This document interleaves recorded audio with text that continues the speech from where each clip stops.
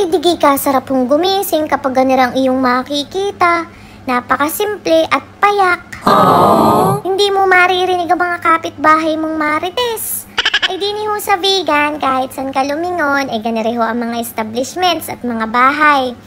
Para ka talagang binalik sa nakaraan. Maaga din ho kaming umalis dahil malayo pa ho ang aming pupuntahan. At dini ho yun, sa dulo ng Pilipinas, ang pagudpod. Ay sa sobrang layo ho na rin, ay pudpud ho ang aming mga gulong. Pati ho ang aming mga puwit ay pudpud na kauupo. Pero worth it ho ang lahat dahil ang ganda ng mga tanawin. Ang ganda ng mga dagat, ang ganda ng mga bundok. Pero dini ho, pag nag-video kayo at nag-picture, dapat ho malakas ang inyong resistensya. Dahil dini ho, nagsama na ang tubig ng dagat at ang tubig ng ulan. Dumaan din ho kami dini sa windmill ng norte. Ay napaisip ho ako, kung may isa gahong garni sa Mindoro, ay di wala na hong brown out. Pagkagayon ho, ay hindi na magagalit ang mga taga Mindoro dahil hindi na ho magba-brown out. Dumaan din ho kami dini sa Malacanang of the North. Ay busy ho kapag hanap ng gold bars, hindi na ho nakapag-video. Dumaan din ho kami dini sa Baluarte sa ating Ninong Chabit. Marami hong hayop dini. At dini ho sa kwartong are, nandini ho ang mga wild animals na pinatay ho ng Ninong Chabit. Pero para sa akin ho, ay ari pa rin ang pinaka-wild.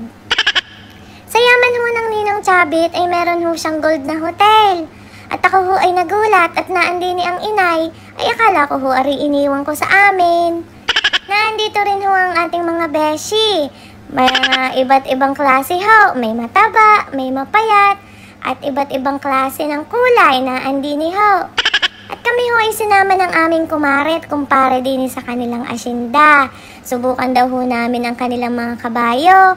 Ako laang ho ay naawa at ang papayat ho ng mga kabayo ay malaki pa ang aking hita at ang aking mga baraso. At sa dulo daw ho na re ay maganda ang iyong makikita. At tarin na ho, ang lalaki ng mga bato. Sabi sa amin ho sa Mindoro, pag ikaw ay bago sa lugar ay kakagat ka sa bato. Pero pagka ho ganari kalalaki ang mga bato ay parang pasmo na. Ay dini ho sa norte, maganda ho dito ang mga lugar. Maganda ho ang mga tanawin. Simple ho ang pamumuhay. At ang gaganda po ng mga simbahan. Talaga hong na-preserve nila yung mga makaluma. Ari daw hong simbahang ari ay 1952 pa. Malayo ho siya, pero pag ho kayo ay nakarating, talagang sulit naman ho ang pagod.